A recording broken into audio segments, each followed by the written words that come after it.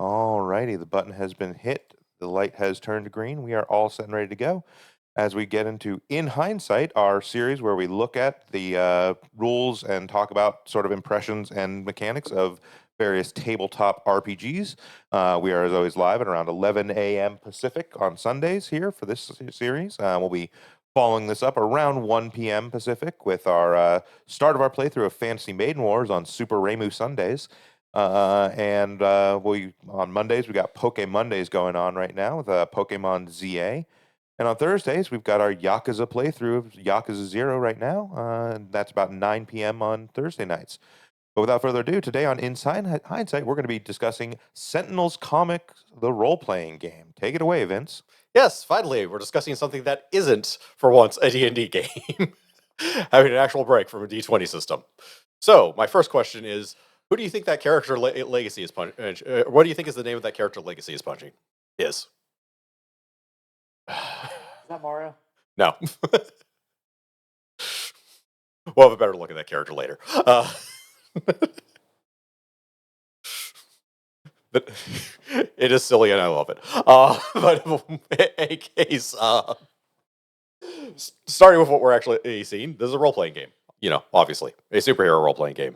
There have been many, but the superhero role-playing games over the years, and they all have the one thing in common: characters are complex as fucking hell to make usually. And this is probably one where that's actually kind of an exception, thanks to it being not as rules-heavy, basically.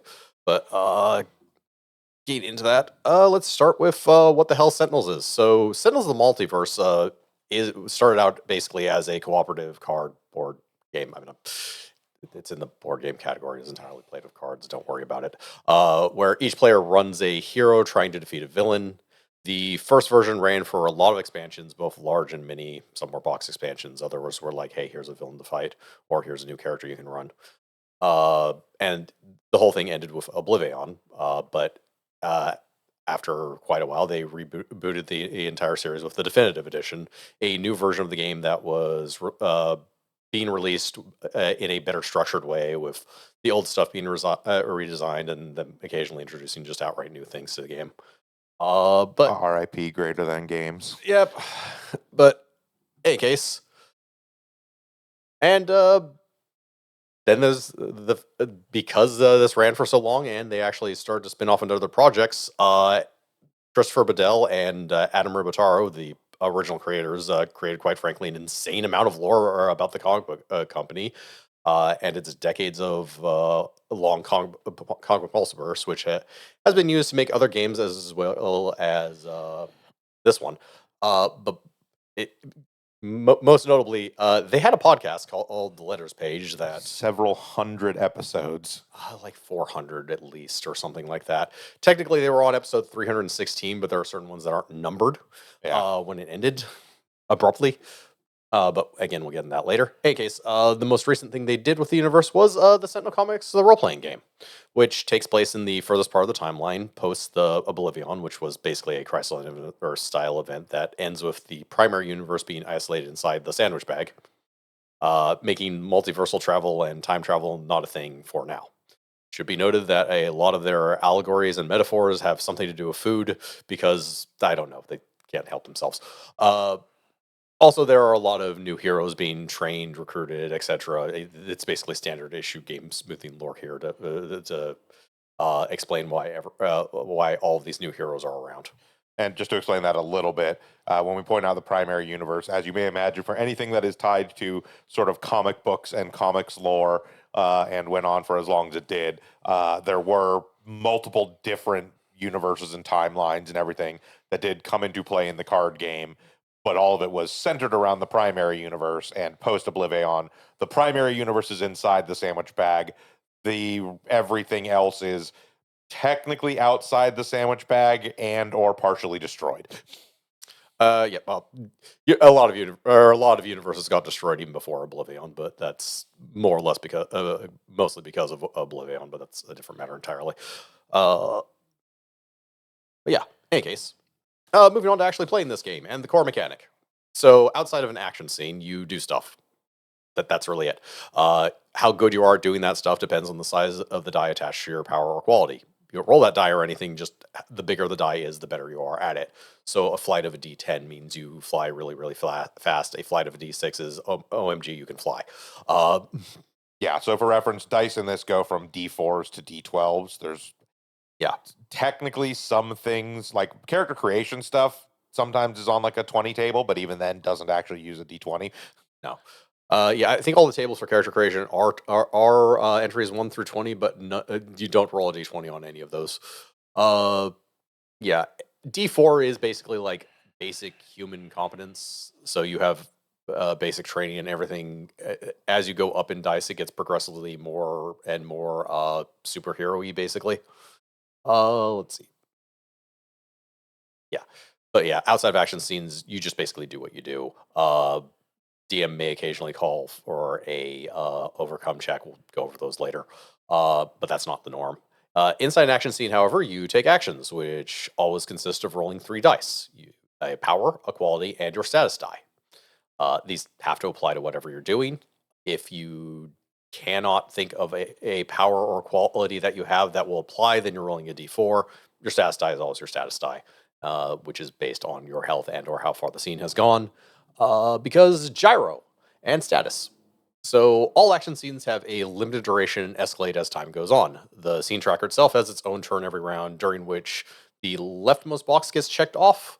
When all of the green boxes are checked off, the status is now in yellow for all characters, with an asterisk here. Same with yellow and red. When the last box is checked off on the tracker, the scene ends. Badly for the heroes, usually. There can be exceptions depending on how the DM does things, but usually, if the scene ends by the status tracker going off, something bad happens and the game continues moving on. Your status also advances if you've taken enough damage, regardless of where the scene tracker is. So if your scene tracker is still in green, but you've taken let's from that example character up there, if they have 26 health left, their status is in yellow, so they'll be in yellow status, regardless of where even if the scene tracker is still in green. You always use the lower status. So if you're at full health, but the scene tracker is in red, you're still in red status. It is worth noting, again, using the example on screen here, this doesn't always necessarily change the dice. The example given there, whether you're in green or you're in yellow, your status die is a d6. That's part of character creation that we'll get into later. But yeah, it is, however, yeah, you always use the lowest status applicable, whether that's health or scene. Yeah. All right, as for actions, there's the 6 basic actions. So regardless of what you do, you roll 3 dice, say power, quality, and your status, as we went over earlier. You then determine which die is the max die, the one that rolled the highest, the mid die, the one that rolled in the middle, and the minimum die. Then apply boosts and hinders after you've determined those dice. Then stuff happens. Yeah, if there's ties, you choose. Yeah, you choose which one is the max and which one is the mid or min, whatever. You choose which one is which from the tie. But yeah, the basic actions always use the mid die, and all actions for that matter by default use the mid die unless they say otherwise. So the basic actions are attack, which means you deal that much damage. There's no roll to hit; you just straight deal damage. Overcome, which do a thing / check a box on a challenge. I put the overcome table over there. We'll also go over in more detail later, but basically, the higher your result is, as long as you get like a 1, you can, or you succeed you succeed at the overcome check, but the low result means you have to take a major twist, which is a bad thing. The middling result, the 4 through 7, is you take a minor twist, and you have to get like an 8+ to actually succeed without taking twists. And if you manage to get a 12+, you succeed beyond expectations, which is open to DM interpretation or GM interpretation. It's game master in this game. Yeah, and again, we'll go over that a bit more in a bit more detail because they are kind of complicated. As complicated as this game gets, anyways. Beyond that, there's the boost action, which you hand out a bonus that is applied after rolling. This does not change which die is max, mid, or min. Yeah, again, it is not literally the number you rolled. It's another chart based on how high a number you got, with 1 through 3 being 1, 4 through 7 being 2, 8 through 11 being a +3, and 12+ being a +4. This is applied this is saved until it's used, basically. Occasionally you'll get one or occasionally a ability or an action will actually give you a persistent and exclusive bonus, uh, which means you can use that from round to round. Well, It those doesn't are go. those are two different things. Those are just two to point different out. things. It's just they're always together. I don't think I've ever seen bonus be both. Persistent means you can use it from round to round. Exclusive means you can only use one exclusive bonus. There are actually a couple persistent bonuses that are not exclusive. They're very rare, though. Yeah. But yeah. The other thing that is of note here, well, you're about to talk about the hinders, but yeah. Boosts and hinders. The one thing to note is these are applied. So boosts usually are applied to the next roll you make, unless you can justify some reason why it wouldn't, if you want to try and save it for something else. But you do get to choose which die they are put on, and likewise with hinders. Typically speaking, if you're applying a hinder to an enemy, you get to choose which die it applies to. If the GM has applied a hinder to you, they get to choose which die it applies to. This can be the same die, and also you can just use boosts to outright cancel hinders and vice versa. If the numbers match up, essentially. It is notable you can boost other people as well. Obviously, you hinder other people. Hinder is, if you can't tell, is literally the same thing in reverse. It's just a negative number that you apply to enemies rather than positive you apply to yourself or allies. And sometimes there are hinders on yourself as well. Usually for stronger abilities. The downside to having a stronger ability is sometimes you hinder yourself with like the min die. Yeah. Let's see. And the final basic action that you can actually take is the defend action, which is you prevent that much damage from a source. There's also the recover action, except you can't normally take this, which just heals for the result. It's fairly simple, but basic. You can't take that as a basic action normally. Yeah, you have to have something that gives you the ability to recover. Yeah. Beyond that, you can also make a basic action risky by automatically taking a minor twist, but you get to add something to it. The book gives a bunch of examples over there, but it's pretty much anything that you can it's anything that you can creatively justify. The DM or the GM will let you get away with, basically. Try not to go too far is kind of the basic idea there. Like, yeah, it's a minor addition, not a whole like additional thing. Yeah. The other thing I just want to make sure is clear here, just because it should be understood, but just want to make sure it's clear. Attack and defend specifically are just whatever the value of the die is. Those are the numbers. It is overcome, boost, and hinder that specifically use tables. Sorry, attack, defend, and technically recover, if you have something to recover, are just the flat whatever your result is. Yeah. So if you roll a 6 and you have like a +2 on it, you just do 8. Yeah. All right. Now to explain those overcomes and twists and stuff. So overcomes are a character do anything, and they are used to deal with challenges. You do literally have to describe what you're doing in this situation in order to do the overcome, because this is fairly important. In general, you should be describing at least what your character is doing. Get as creative as you want. Just it adds a nice flavor to the game, but don't go crazy. If you're spending 5 minutes describing your character's action, you're probably doing too much.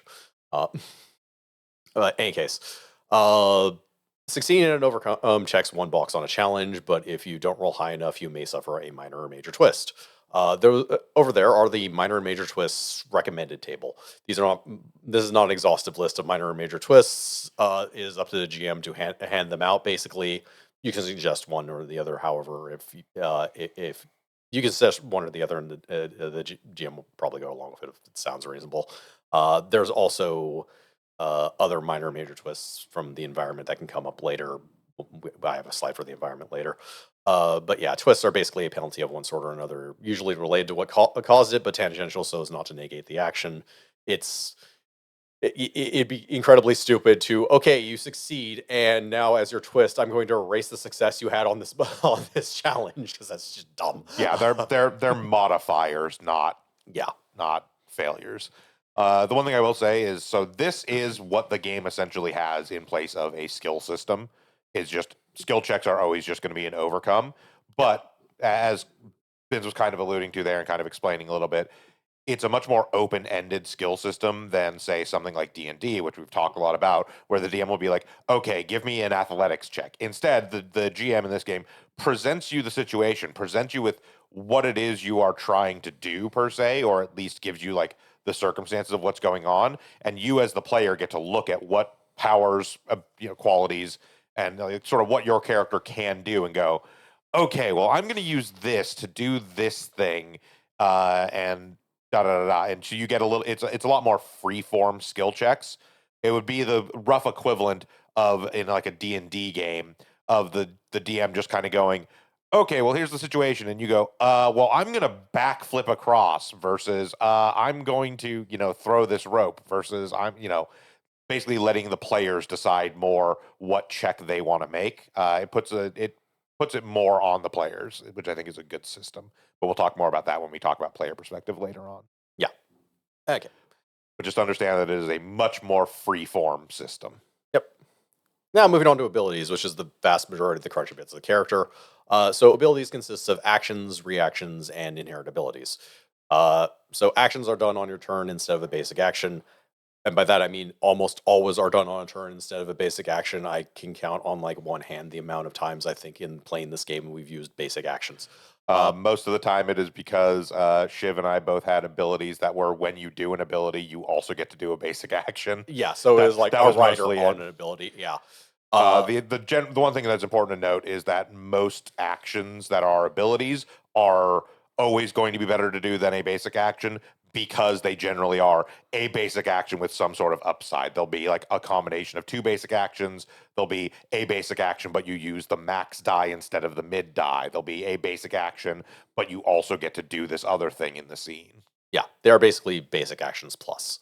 And yeah, you beyond that, you also get one reaction in a round. For reactions, you only roll a single die unless they say otherwise. Like the standing ovation one there is kind of an exception where it just uses the min die on your roll. But generally, it will say roll a single insert power or quality die. But yeah, and inherents are just always on passive abilities.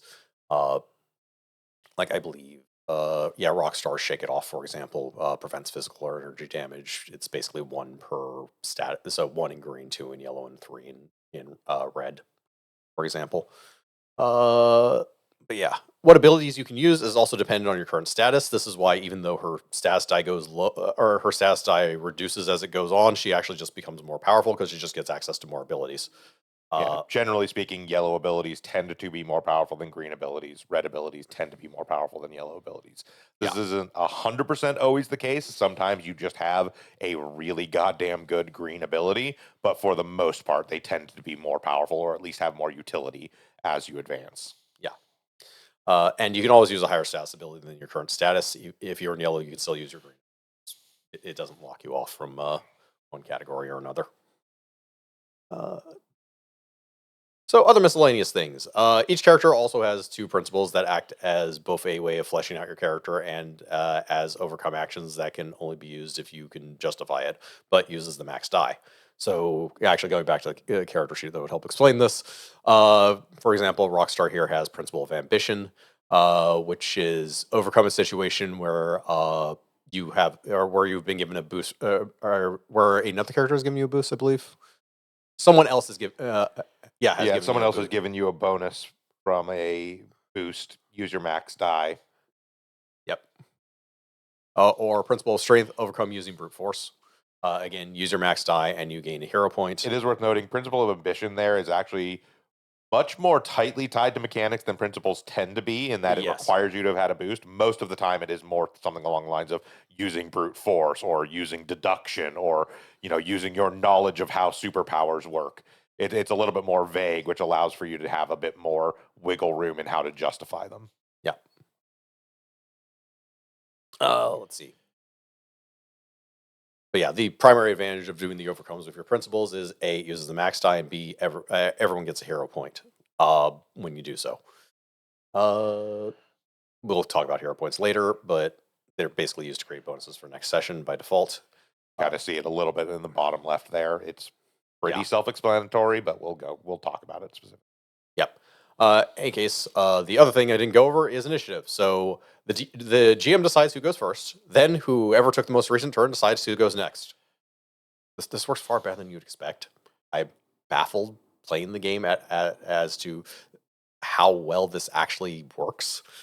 So the big thing about it what this really encourages, and I actually like this systemically as something that sort of encourages this methodology of thought, is that it does actually help really encourage you to think of this game as a collaborative play experience, because the GM is not always going to go, oh, well, I'm just going to make the villain go first, and then he's going to pass to his lieutenants, and then those lieutenants are going to pass to the minions.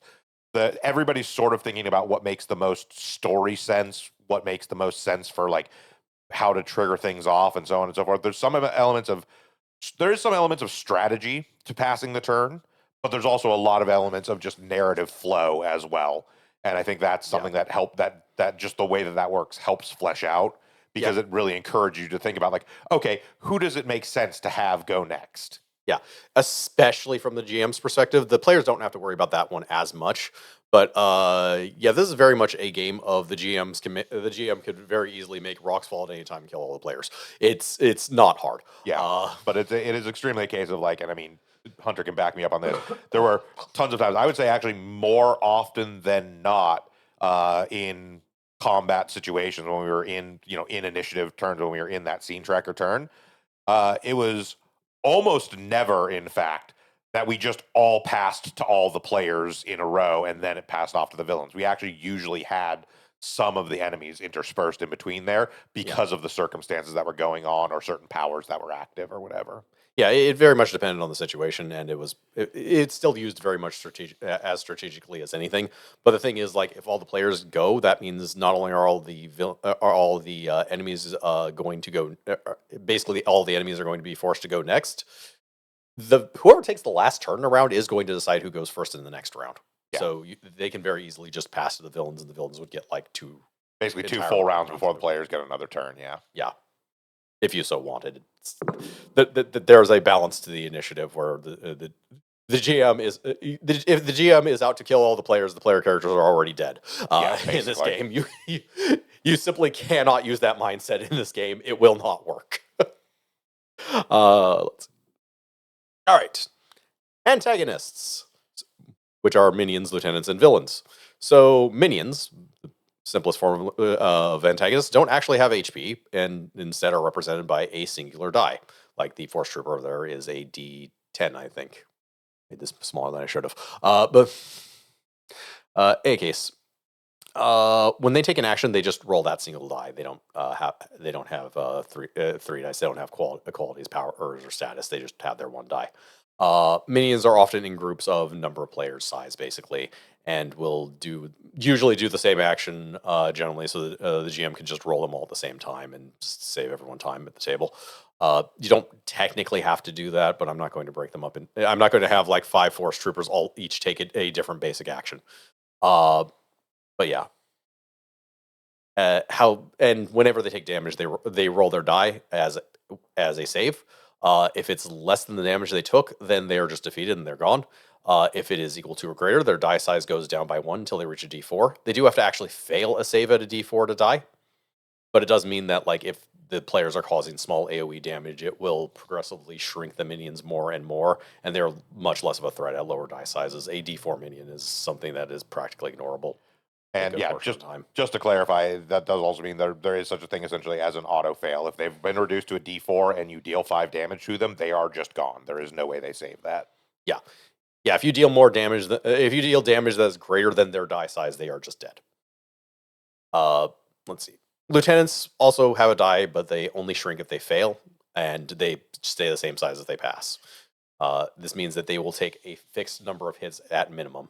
If it's a D10, it's going to take 8, 4, 6, 4. It's going to take 4 hits at minimum to get rid of them, and your first hit better be pretty chunky because there's a good chance that they're going to shrug it off if it's like 2 or 3 damage.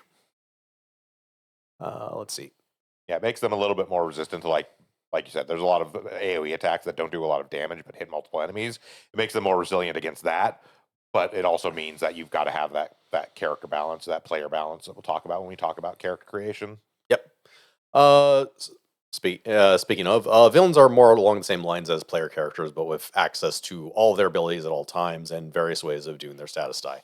They just straight up have hit points. They have powers, qualities, and status. The difference is their status is not always based on the scene tracker or their health. Yeah, so like the example there, their status die is based on how many minions are currently in play. Yes. Biomancer's status is based on how many minions he currently has in play. This is the most remodeled character.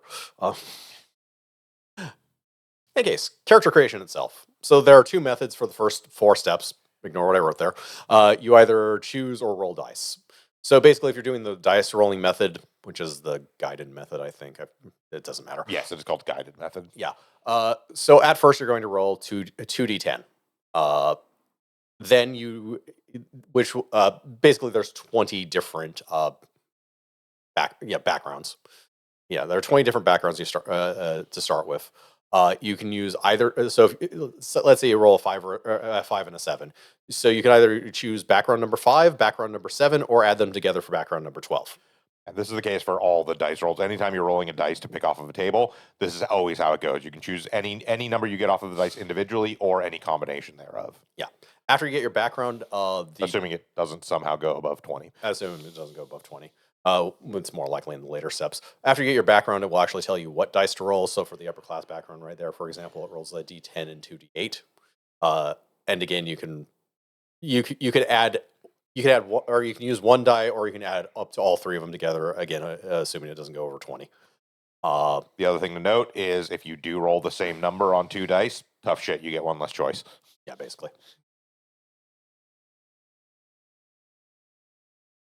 Yeah, if you roll like 2 5s to start with, you basically have your choice of 5 or 10. Yeah. The other method is, just pick.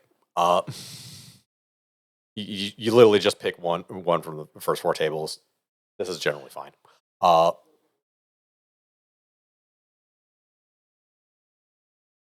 Let's see. But yeah, the first step will just basically give you usually qualities, I believe.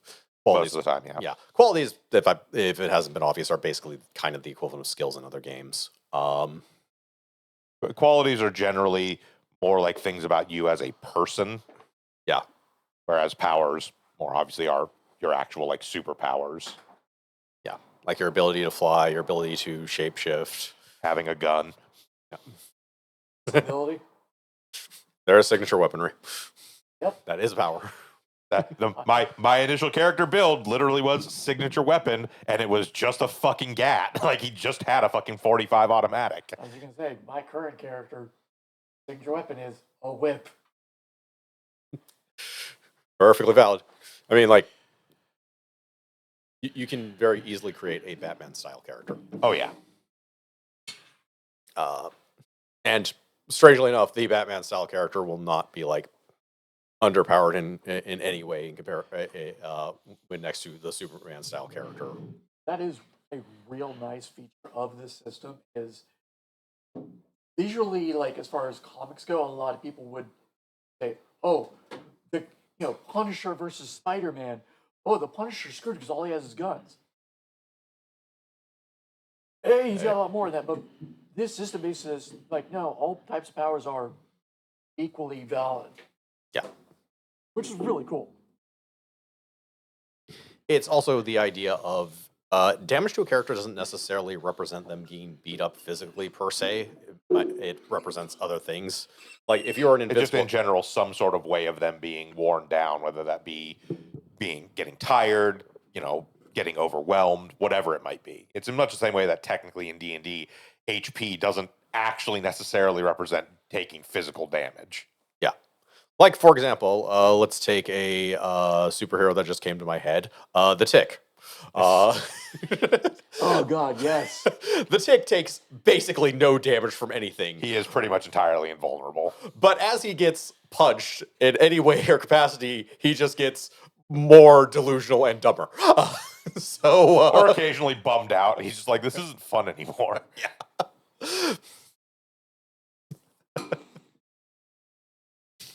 So that's more or less how you kind of represent damage with him. And as he goes, like, as he basically gets knocked out, it's be more like he is just off in La La Land doing random things that have no direct effect on the scene, per se.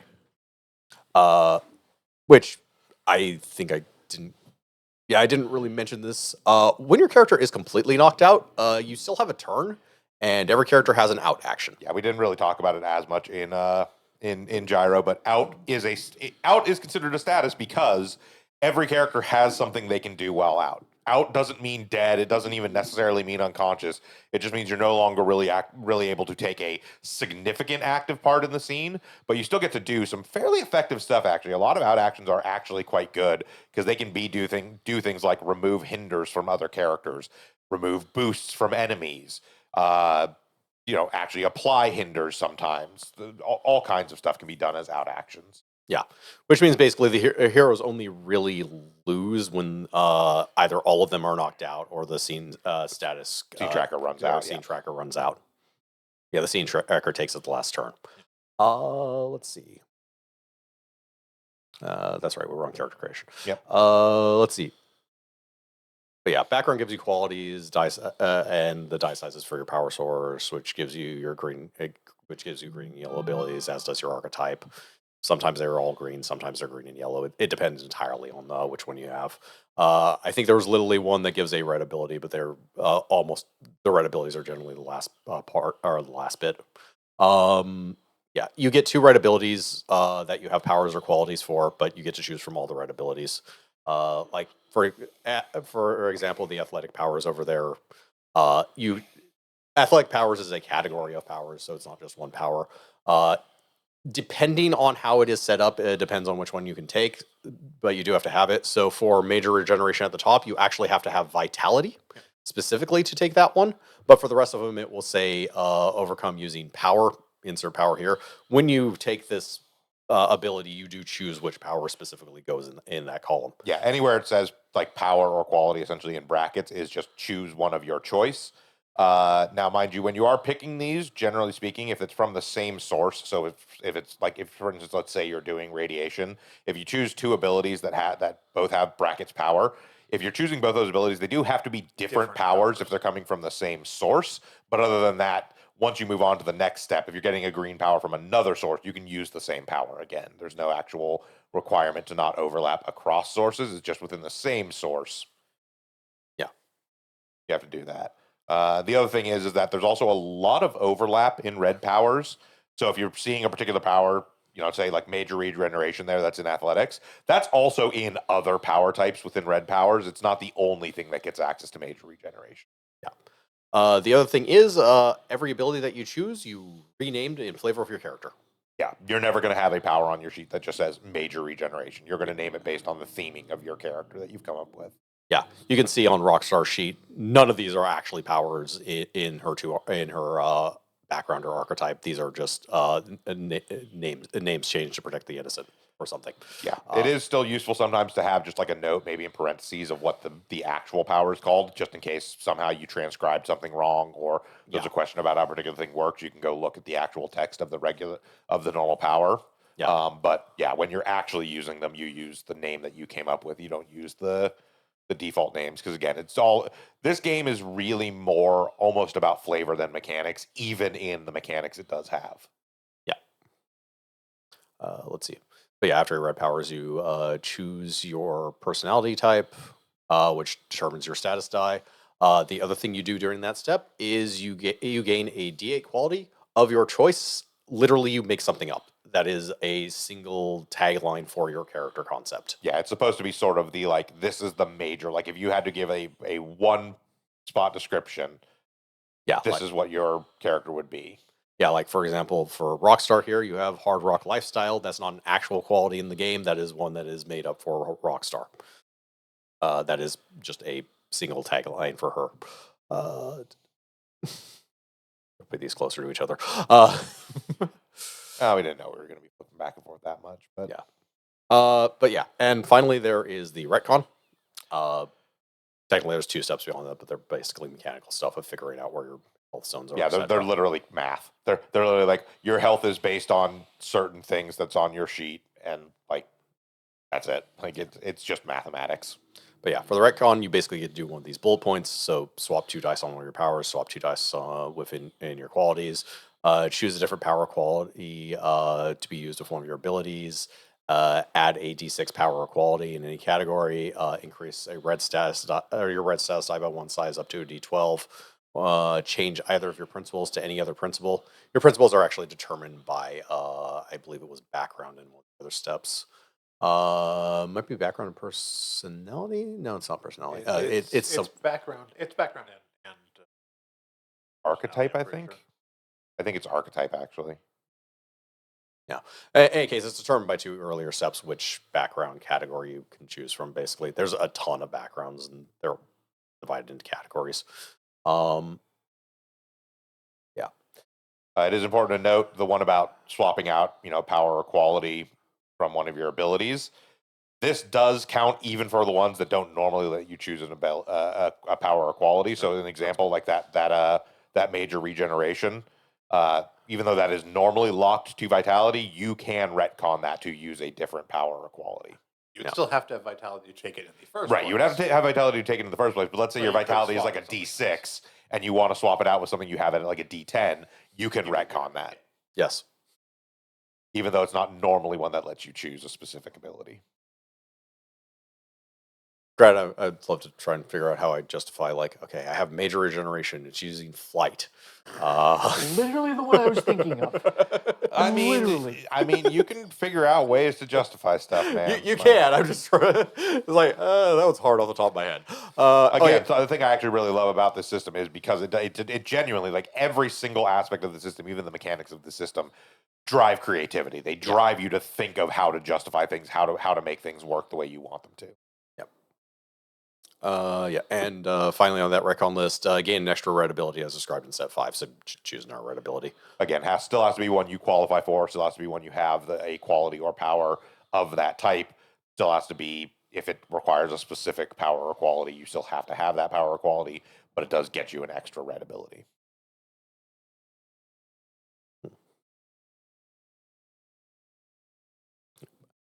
Let's see. Encounter design.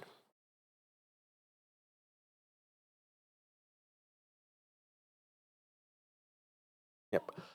So let's. Scenes are supposed to basically have a H number of H number, H being number of heroes, elements from the table over there on the right, including environments, which are pre-made lists of twists that escalate in seriousness with the scene tracker, and I have found that they're kind of a pain to make and may well not come up unless you're making them happen yourself. It's just kind of a side effect of environments. It takes a lot, or it takes a lot of. Basically, you have to come up with a lot of different twists. You want them to be themic with the environment. They give mechanical guidelines, and they're decent mechanical guidelines for what each thing should be for a minor or major twist of that level. Because as you can see, they're also divided into green, yellow, and red. Basically, if a character gets a minor twist in the green, the idea is you use one of those instead of like one of the generic list or something else like that. To represent the stuff happening with the environment. A lot of these twists will have you roll the environment dice. Basically, the environment has 3 dice. Just pick, which are attached to named qualities that are some things that make sense with the environment, but this is ultimately just flavor text that the DM is basically showing himself, so this doesn't really matter unless you're putting this on screen for the players to see, which you're probably not because it's an environment, and it also just it takes up a lot of space. Because, yeah, this is a really simple environment.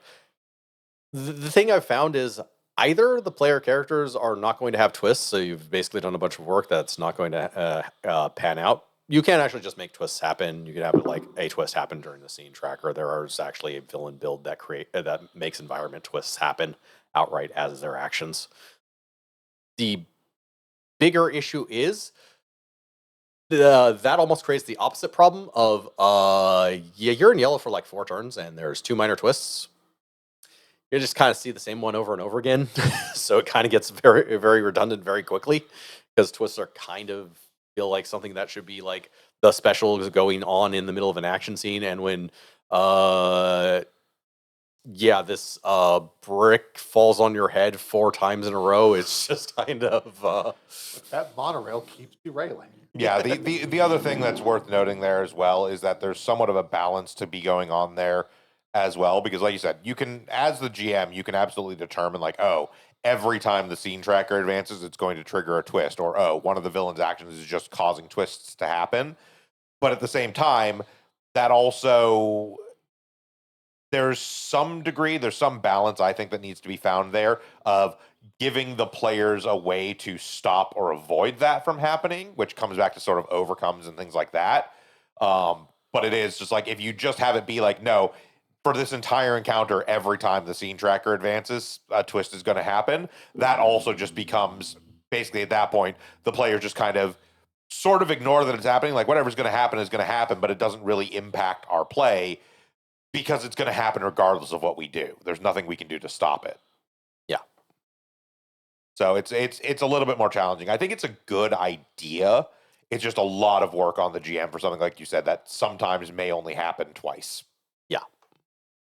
I have actually used them to decent effect. Ironically, I built one of my environments was literally the villain for the scene, but just built out his environment instead. Yeah, I think that worked out pretty well. But it has to be something that is actually built. The other way environments can actually work pretty good is if they're like off in a foreign land for a very long period. So you're going to build one environment table and there's going to be like 5 or 6 action scenes on that table. Yeah, But you then- utilize that same environment table for multiple encounters. The other thing I think is like kind of what you were saying is that it does end up being better if it's not necessarily a straightforward like combat encounter and then all this stuff is happening. Yeah. If the encounter is the environment, I think it works a lot better that way. Yeah, because that was the other thing for that scene, for that action scene. There was no actual like combat in that action scene. It was, I think there was like one room that had like a couple things that you guys easily slapped down, but Yeah. everything else was basically overcomes, or challenges. Yeah, with challenges of some sort, whether that be overcomes or like finding a way to make something happen while being hindered or what have you. Yeah, it was an encounter. It went into, scene tracker. It had all that stuff, but it was not just a like back and forth fight, which I think is something that the system actually does really well. Yeah. You'll also note how this has a weird double scaling when it comes to like minions. So you have H different features, and the minions are also use H different minions. So if you have 3 players, it will be like 3 D8 minions for moderate. If you have 5 players, it will be 5 D8 minions, and you can have up to 5 of those as opposed to up to 3 of those if you were just doing like a straight minion encounter. This makes more sense than you would think because basically just the more player characters there are, the more synergy there's going to be as well. So the guy who's causing AoE damage is more likely to have a boost, so he's more likely to just straight up gank the minions. Yeah, it is straight up a thing in our current playthrough. My character build is as such that essentially what happens is every turn, everyone else, all the other heroes basically are pretty much constantly at least a +2 or +3 on all attacks and overcomes, which is just frankly overpowered as hell. There's a reason why I don't get much use out of minor or major twists. Between that and you're usually using your principal, so you're using the max die as well. Yep. It gains it, and they'll usually use their or even if it comes up as like A6 or a 7, you're usually using the hero point bonuses on those. But yeah. It's also my experience that this is a list. This list is actually pretty good for keeping the action economics roughly balanced, but the actual encounter difficulty is entirely up to the GM, as one of the elements listed above, very wildly in power. Especially, villains. Villains were wildly in power. Villains can be a nothing speed bump or can be absolutely fucking insane. Yeah. So they have this going over them. They have excellent character creation, and it's made even better by the fact that you are the GM and can do whatever you fuck mothering want. Basically, you take an approach, add an archetype, and add 0 to all the villain upgrades and villainous masteries if you want. Which my player characters who are here now can tell me can tell you exactly how often I've used villainous masteries or what they are in the first place. Go ahead. Do you remember all those villainous masteries I've used? No. Tell you how important an element that is. Like I do know what they are because I've read through the book, but yeah, they have not come up. They are sort of the counter side to like principles. They are the counter side to principles. It's just that the villains don't. It's very hard to work in challenges that villains are supposed to do, and this is basically a way of them just auto succeeding at that challenge. but those are really built into the scene, and they're not actually really built into the scene very often because villains are. You generally want the player characters to be or player characters to be doing the challenges, partially because that's the only way they get hero points, and you kind of do want to give them opportunities to get hero points. Listen, Vince, it's very simple. I'm in my car and Dick Dastardly is in his car. I can't directly attack him, so we both have to be making overcomes.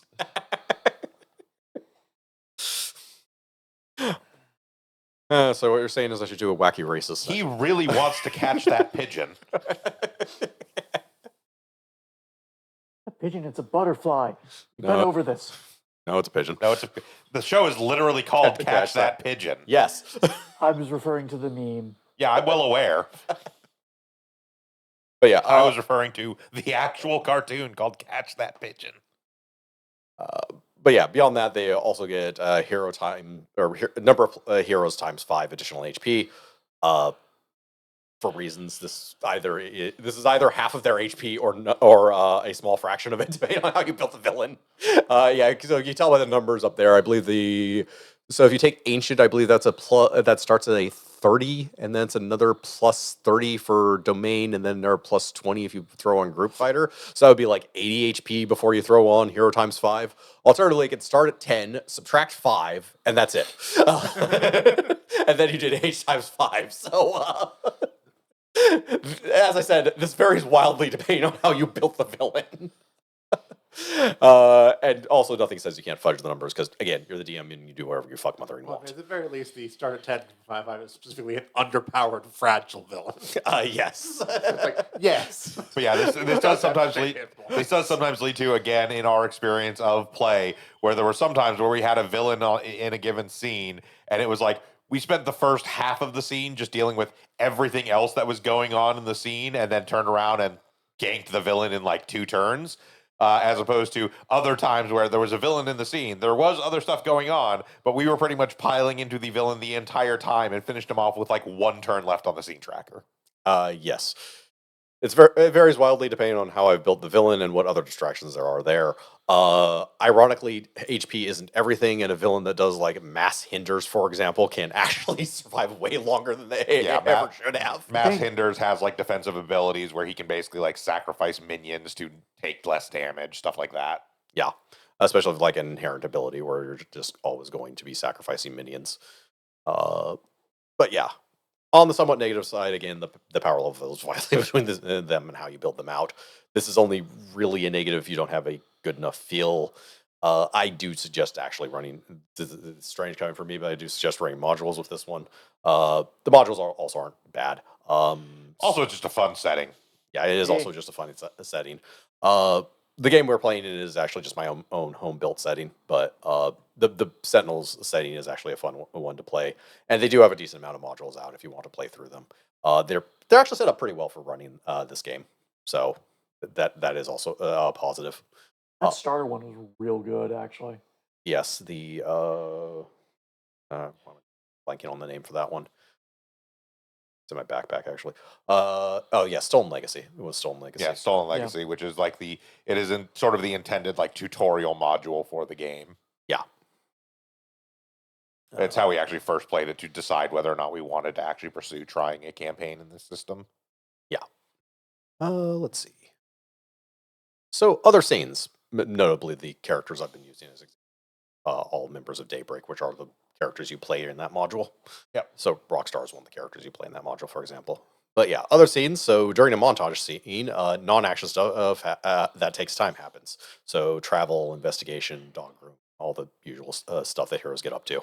And each player gets to either recover to the next health status up. So at the end of an action scene, if you're in yellow status, you recover to the top of yellow status. So if you have like 26 your maximum amount of HP at yellow, you'll recover to there. Then during like a montage scene, you could also recover all the way up to the top of green. You could also help someone else recover up a status. So if someone was in red and another person was in green, the person in green could just help them recover so they could get all the way back up to green. Or if they don't need to recover and It's not really useful anywhere else. They can just take a boost action for the next action scene.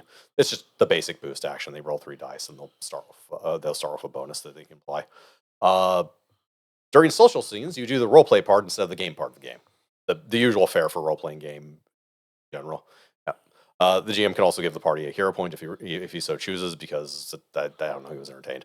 Um, just the usual, like, encourage people to actually do role playing stuff during the role playing stuff. Yeah, drive the story, actually play out your character based on the background and principles and stuff that you have, etc. That's the kind of stuff that you would grant hero points for. Yeah. Assuming you haven't put 1.5 billion different overcomes and they just really don't need it. Right. Speaking of hero points, so at the end of an issue session, players can convert hero points on a 1-for-1 basis into bonuses that they can use in the next issue. So they can all play whenever hero points are awarded, they're awarded to all players. They are not individual ever. So if even during a social scene you award a hero point, it's going to everyone gets a hero point. You know, yeah. There's no like, oh, you did really good in that scene. Here's a hero point for you. Likewise, when somebody uses a principle, everyone gets a hero point. Yeah. So by default, you can see on that chart in the upper right, there's 5 spaces for hero points. That's the maximum you can get in a session. At the end of the session, you convert them into bonuses that you can use during the next session. It converts 1 to 1, so you can have up to 4 of a single bonus type. So you can use 4 of your 5 points to have a +1 bonus, and then you have a 5-1 that is doing nothing. Alternatively, you can make 3 +1s and a +2, or etc. I believe you can only apply one of these bonuses on any individual check. Correct. That is why you would not just always go with 3 +1s and a +2. Yeah. If you're maxed out, is because yes, these ones are technically exclusive but not persistent. Yeah. Beyond that, there's alternative rewards as well. These the DM can allow these. These aren't a default, but you can spend hero points on a sidekick, which is a minion of a die size of some sort, depending on how many points you spend. On a favor from a contact, which is basically used as a reaction to do a thing, and the die pool depends on how many hero points you spent on that, or for a temporary ability or improvement, which lets you actually bump up like red abilities and turn them into yellows, or yellows into greens, or increase the die size of qualities and powers. Which also gets us into the advancement system. So every session is called an issue, and every 6 issues is a collection. Every collection you have lets you, once per issue, change 1 die on a roll to any value, establish 1 fact about a scene based on a previous issue, or prevent a minor twist by invoking something relevant from that collection. I'm saying this because we have never done any of these, in spite of the fact that we have a collection, because all the players and myself forget the collections to do with something. I remembered that they let you change a die on a roll. I have yet to need to do that. Yeah. I swear we have these and we can use them. I do not. I probably should also put this as I should probably put this list as a reminder on like the scene tracker that I have, which will actually come up in a minute, but that's a different matter entirely. You can also completely rebuild your character every collection, and that's it. Yeah, so the reason there's a question mark there on advancement is because there's not really advancement. The system, your character is, for all intents and purposes, as powerful as they will ever be when you first make them. You can change what they do. You can change what powers they have. You can change what abilities they have. You can change them around after every collection, but you will never get more. You will never advance. You never become stronger, more powerful. The only thing you get is additional collections, which again let you do things once per session, which isn't like, it is advancement of a sort, but not a massively significant one. It's not the kind of game that lends itself well to a long campaign, because you are just, for all intents and purposes, going to be playing the same hero over and over, especially if you used the choice method to just pick what you wanted. It's like, you already built the character you want. Why would you rebuild them unless you've already been playing them for a long time? Or like, I want to do something different. Yeah. And like your rebuild can be as little or much as little as you want. So you can swap, like, I want to swap this power, that kind of thing. Yeah. But there's no like D&D where you gain a level and everything comes with a level. And Yeah. over the course of a campaign, you can gain, go from level 1 to level 10, which is vastly different. This is It's always just the same with the trinket. Every. And similarly, it's not like a skill system either, where you're going to get like one advancement or another Yeah. basically every session. Yep. Which is much more minor than gaining a level, but something, and But it it is adds still, up over time. It is still something you can see a progression in your character and something Yeah. like that. That just doesn't exist here. Yeah. Let's see. So other things I haven't gone over. So movement and area effects / targeting rules. There aren't any. Okay, that's not completely fair. Basically, movement within a location is you do it, and anything that would move you to another might eat up an action. No location, by the way, is not well defined. This is theater of the mind, basically. AoEs also use terms like multiple targets, nearby, and close, all of which are subject to GM interpretation completely. Yeah, as far as any abilities that actually interact with movement, the most often thing you will see is what you see on like displacement assault up at the top there, where it just says somewhere else in the scene. It is extremely vague by intention. By the way, I did a find. Those are all the ones that say move. So the ones at the bottom are completely different. There are more AoE abilities I could put on here by a long shot. So you could at least say that the movement ones are kind of an exception. The AoE ones are not, and the AoE rules are as clear as molasses. I also like that you grab the little movement tag there, which just says if the hero wants to move somewhere else in the location, they can. Yeah. If the hero wants to move from one location to another, that takes their whole turn. Except they can still do these. Yeah, except they can still boost, hinder, or defend. It takes your whole turn, but it doesn't actually. There might be more powers with the move stuff, because I guarantee you, on my current build, I have one that is not up there because I have the one that lets me defend another hero and move them somewhere else in the scene. That is not up there. Oh, you're right. I don't have the reaction there. Yeah, So it may have There may be missed like some. a- there may be yeah, I like may have slight missed wording some, but differences, yeah. but yeah, because I know for a fact I specifically have the one that as a They have reaction. to like shift them somewhere else in the scene. Yeah, it is like it Different is like as a reaction in red specifically, I can defend another hero and move them somewhere else in the scene. It might be word without the word move, because I basically did a fine for the like word if they move. decide so to use like shift them somewhere else in the scene, or teleport them, teleport them, right, something like right. that. Yeah. But yeah. So as far as running the scene is concerned, first and foremost, you're going to want something like this to keep track of who has gone around, like the spreadsheet I here I've thrown together, which eventually looks something like that. I also tend to throw the villains or the minions and lieutenants onto here, including the rules for them, just because it's simpler.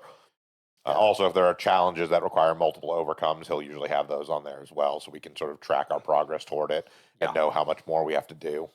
Yeah. I have this spreadsheet. This is a Google Doc, or not Google Doc. This is a Google Sheet, and I will just share it with Bograt so both of us can keep track of it, and just makes game management easier, basically. Also, as you can see, I put the minor and major twists and the basic tables for overcome and boosts and hinders, just so everything is conveniently on the screen. Also, the scene status. Not the scene status is that important, but sometimes it's not. It's not completely obvious that you've actually gone into the next scene status, because if, for example, this the next time the scene tracker is checked, while it will still be in that yellow column and taking turns on that yellow column, we would actually be in red. The last yellow box has been ticked. Yeah. The fringe case, but it does occasionally happen. Yeah. Right. So the player experience so far, that's the other people in the room. So yes, open discussion. What has your guys' experience been so far with this game?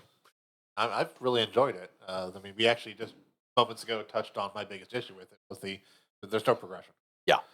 Which is something we are house ruling for our game, because again, we are game designers as well, and we were like, oh, there's actually some really obvious ways you could make character progression that aren't probably going to be terribly system breaking and will allow us to actually like feel like our characters are advancing, especially now that we've built them using the choice method where we have the characters we want to be playing.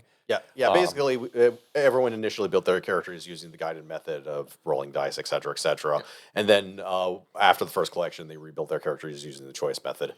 We did that intentionally so that we could experience both ways, so that we could know how they feel. I will say, the guided method actually I quite liked and made an interest. Like I had a quite interesting character built off of that too. I did like that build method. It's just then I was like, okay, I've done that. Now I'm going to see what I like. Go through and really kind of figure out what character I really want to put together. and do things that way. But no, the guided method is interesting and is especially fun, I think, particularly the way we did it, where we all got together and all rolled up our characters at the same time. And so we were also sort of, as a session zero, started kind of building that party dynamic and sort of figuring things out as well about how sort of our characters interacted and what things came up by doing it that way. I was also amused that despite doing the guided method, I think like 3 of us ended up as armored as Yeah. our power source. Hey, sometimes you roll the same thing. Yeah. Hunter, your thoughts? A lot of fun. I think my primary gripe, outside of lack of progression, it is very easy to, when you're building a character through either method, end up at a point where it's like you don't feel like you get exactly what you want, and you kind of have to use a retcon to fix a flaw that is an issue from how a character can be built, and not just you want to adjust like a die size. Yeah, but I mean, again, that is partially the purpose of the retcon, is to make those little adjustments, like being able to full out just replace a principle with any other principle is very obviously intended to be like a, hey, the stuff that I picked was the stuff I wanted as far as like powers and stuff like that, but didn't give me access to the principle I wanted, so I want to do that. Yeah, which is what I had to do because the principle. But I mean, that's my point. Is you're saying had to do it, but it's like, again, that is the choice you made because you had the idea of what you wanted your character to be. We also did for my character. I asked Vince to, for the retcon, instead of getting like a different red ability or swapping something, can I just get an extra green ability? Yeah, which is perfectly fine. That I already had access. Yeah, so there's stuff like that, but yeah, I do think the other thing that I run into actually playing the game, and I don't have as much problem with this, but that's just because of the sort of player I am. I even do this in, when we're playing D&D or even more like rules harsh systems that are very strict and have like very heavy mechanics. The big thing is like we've talked about it a little bit in D&D, where it's very possible to make a character that is much smarter than you are. Yeah.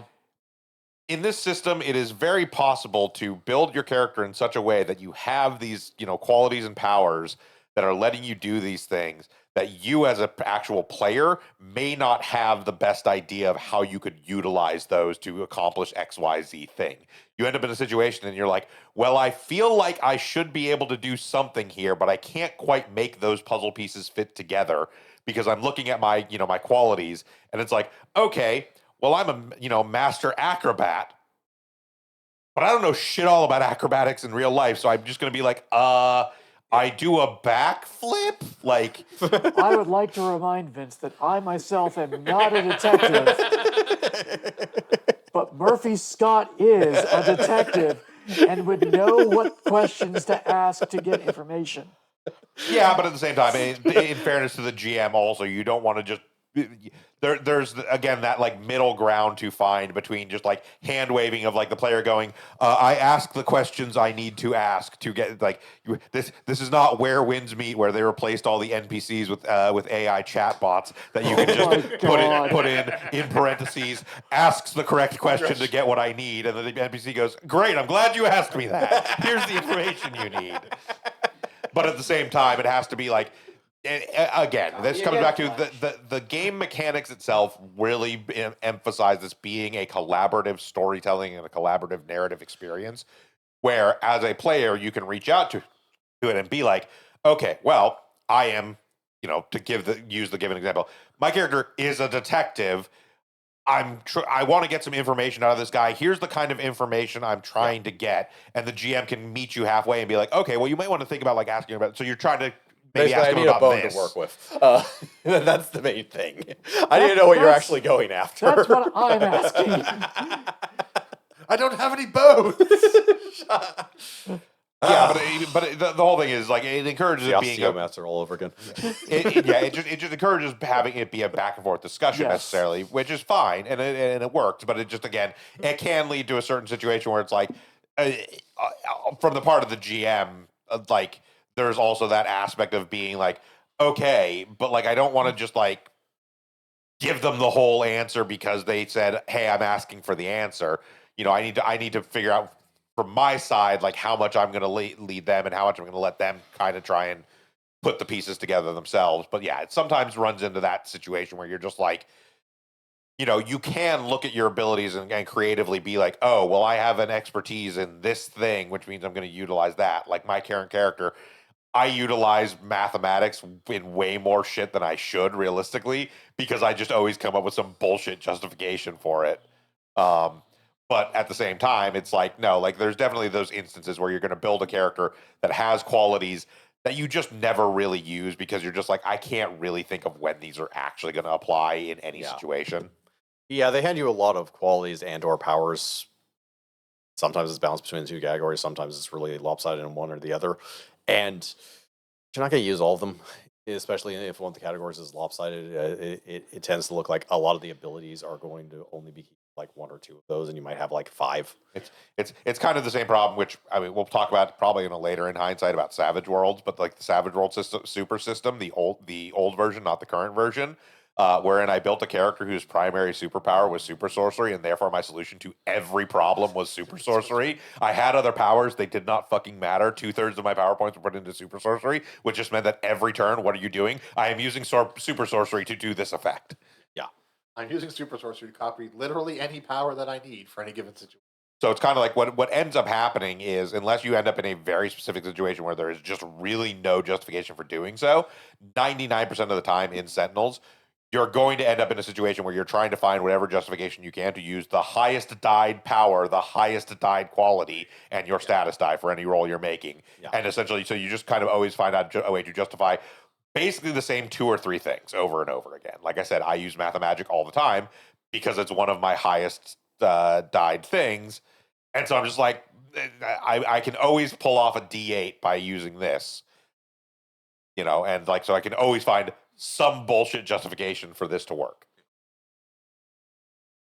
Let's see. Yes, as far as the GM experience, so the game is built around action scenes and has plenty of tools to help you put them together once you know what you're doing from a session or for a session issue. Minions and lieutenants are dirt simple, as are challenges, and while villains can take a bit of effort to build, they're actually kind of fun character creation exercise. Encounter design, however, is entirely dependent on on system mastery for balance, and the system lives in some strange place between rules light and rules heavy, mean that some things are covered well by the rules, like actions and reactions, while others are up to the GM, like movement and AoEs. These I always kind of find just how much should I let AoEs get away with is always an ongoing question for me. It's like, does the player hit every single enemy group? Do they just hit one enemy group? It's And that also becomes a balance issue in and of a sort as well, because if you're too permissive as a GM, then all of a sudden there's a whole class of powers that are way too fucking powerful. Whereas if you're too restrictive, there's a whole class of powers that now become basically fucking worthless because why would I even bother? yeah. Like part of the reason why this is being referenced here is I made a character entirely around AoE Yes. via nonsense. See again my former comment about how my current character build essentially just does nothing but give boosts to everybody else on every attack they make.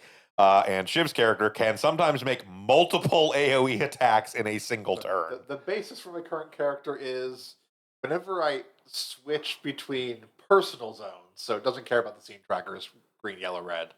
But whenever my health changes, so my personal zone changes between green, yellow, red, I can do an AoE attack at everything close to me. Yeah, as a reaction. As a reaction. So my character's build is based around healing myself between zones.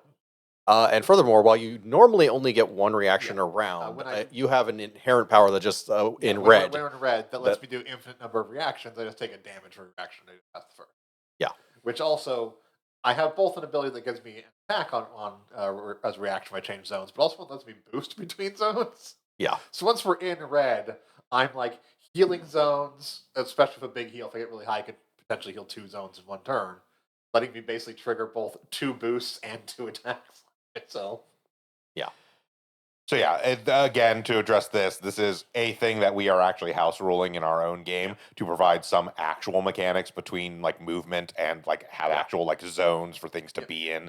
So it's like Vince as the GM can put certain enemy groups in certain zones and be like, okay, if you are within this zone, these are all considered Your AoE close. hits things in. This zone and this zone are nearby, so you can get everything in both of these. Yep. And like also it allows you to do actually have like movement things where you can move between like nearby zones a little bit more freely, but like moving to the far end of an encounter is going to take more than is not going to be like, okay, I can't, unless like you have one of those powers that say move somewhere else in the scene. Yeah, you actually have to exert some effort to get to other places. Yeah.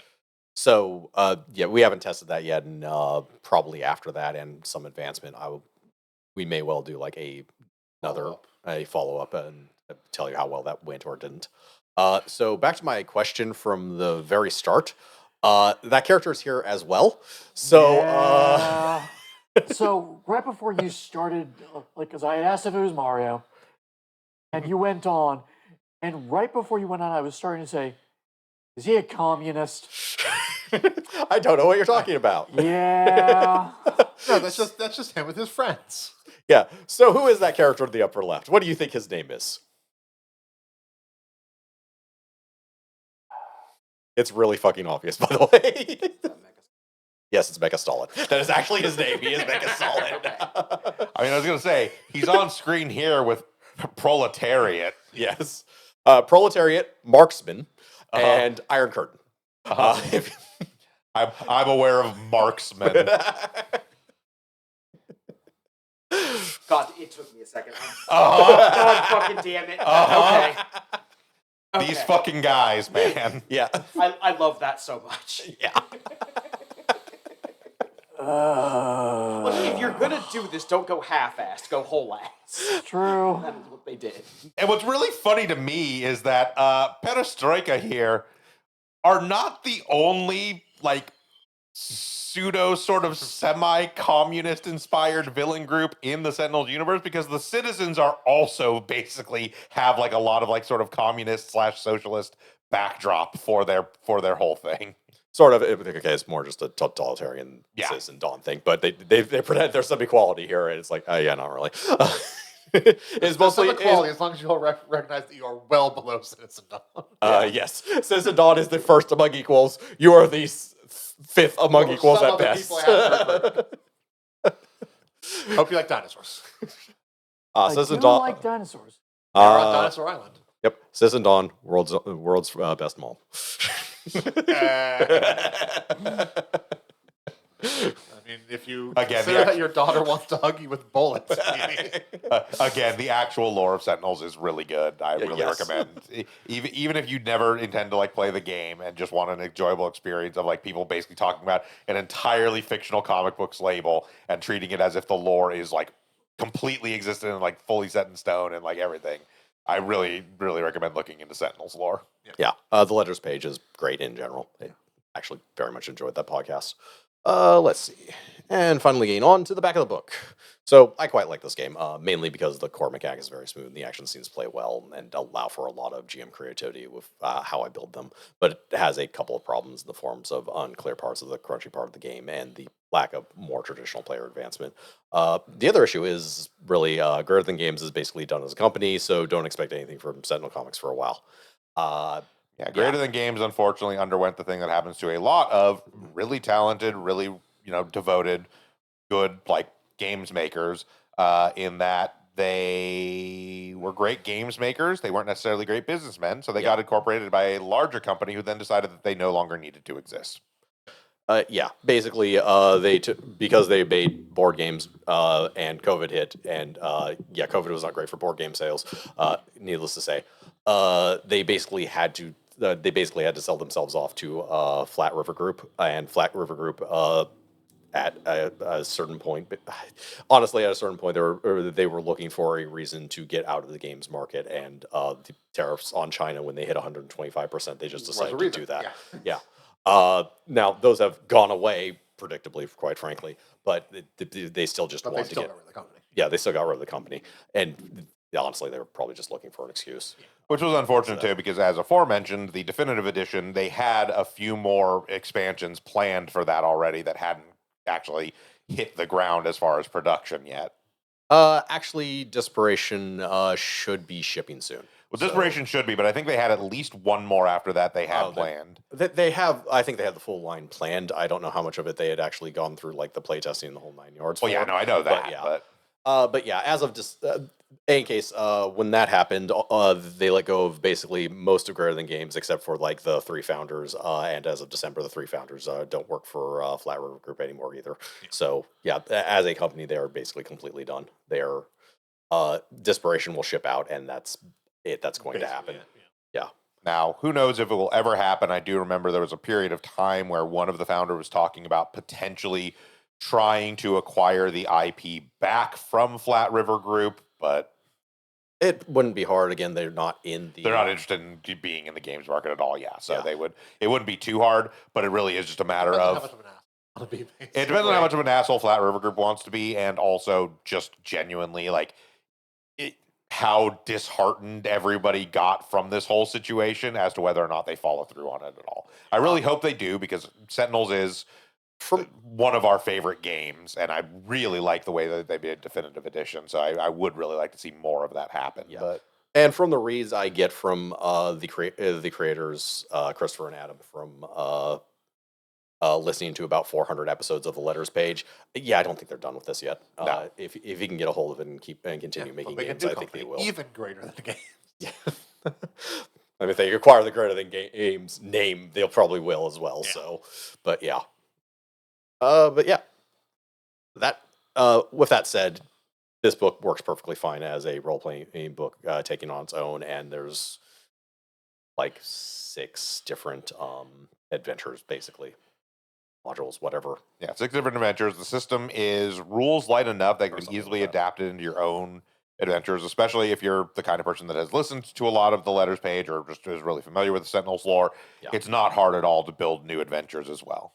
And you can do what I did and just build your own universe as well, because it has a pretty diverse character creation system without being as insane, quite frankly, as other superhero character creation systems are. Also has the advantage of not being attached to like 80s RPGs or something. Helps. Yes. But yeah, I think we've kind of reached the end of this topic, unless anyone else has something to say. All right. All right. So that's going to do it for us for In Hindsight today. Join us. We're going to be back in just a little bit here to get started playing Fantasy Maiden Wars on Super Remu Sundays. Till then, I've been Bograt.